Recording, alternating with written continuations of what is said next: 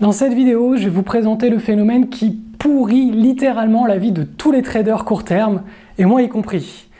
Je vous dirai comment balayer ce problème d'un revers de main en pensant différemment avec notamment deux solutions. Alors, si vous faites de la spéculation intraday ou en swing trading sur plusieurs jours, vous êtes certainement confronté à ce qu'on appelle les faux signaux. Ça veut dire que par exemple, on prend une position parce que les cours de bourse nous montrent que tous les acheteurs arrivent massivement sur le marché, et puis le lendemain, ou quelques séances plus tard, un violent retour de bâton nous fait perdre notre argent. On appelle ça le bruit de marché. Il peut s'agir de manipulation des prix. Ce phénomène est alors délibéré puisqu'il est orchestré par quelques grosses mains qui sont bien organisées.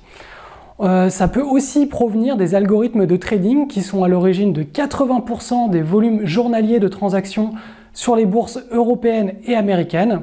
Alors il faut savoir que ces algorithmes s'emballent de plus en plus souvent et ils sont à l'origine notamment des flash crash intraday. Ceux qui eux-mêmes, donc les flash crash eux-mêmes, sont à l'origine des pétages de stop massifs qu'on observe sur les marchés.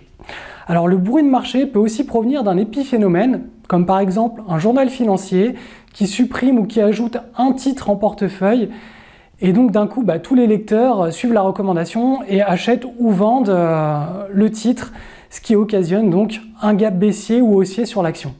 Bref, tout cela n'est que du bruit de marché et il est à l'origine de la plupart des pertes des spéculateurs.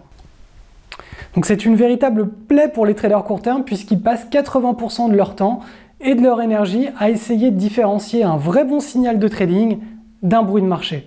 Du coup, la première solution qui existe consiste à complexifier son plan de trade afin d'intégrer ce bruit de marché à ses stratégies de trading.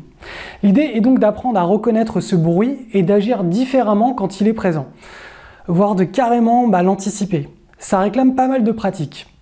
La bonne nouvelle, c'est qu'il existe une deuxième solution qui est beaucoup plus simple. Elle consiste à monter dans les unités de temps pour spéculer, car plus on trade dans les unités de temps élevées et plus ce bruit de marché disparaît. Par exemple, lorsque l'on trade en hebdo, on élimine 90% de ce bruit de marché. Et lorsque l'on passe carrément sur une unité de temps en mensuel, c'est-à-dire avec un graphique qui nous affiche les cours de bourse mois après mois, on supprime définitivement le bruit de marché.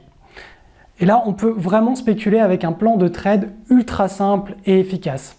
C'est pour cette raison qu'il est beaucoup plus facile de dégager des gros gains quand on est un trader qui exploite les opportunités à long terme. La grande différence avec un trader court terme, c'est que les trades sont beaucoup plus rares, mais d'une qualité redoutable. Pour dégager de la performance, il faut donc augmenter son risque par trade pour arriver aux mêmes performances que les meilleurs traders court terme.